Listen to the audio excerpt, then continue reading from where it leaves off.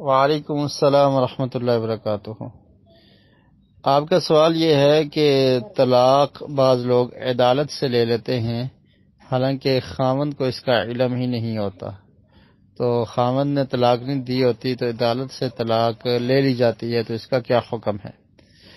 دیکھیے، طلاق دینا یہ خاوند کا حق ہے، اور خاوند ہی اپنی بیوی کو طلاق دے سکتا ہے، کوئی دوسرا شخص کسی کی بیوی کو طلاق نہیں دے سکتا۔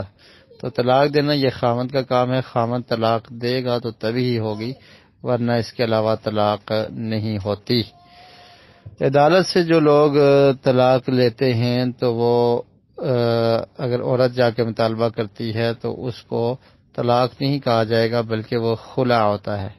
یعنی عورت جا کر یہ دعویٰ کرتی ہے کہ میں اس شخص کے ساتھ نہیں رہنا چاہتی، اور یہ شخص اس قابل نہیں ہے کہ یہ میرا خیال رکھ سکے، تو میں اس کے ساتھ رہنے پہ اگری نہیں ہوں، تو پھر عدالت اس عورت کو خلع لے کر دیتی ہے اس سے۔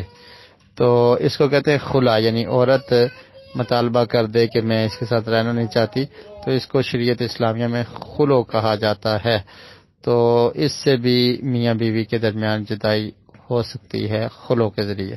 تو عدالت میں جو معاملہ ہے وہ خلع والا ہوگا، طلاق نہیں ہوتی، جس کو خلع کہا جاتا ہے، خلع بھی کہا جاتا ہے۔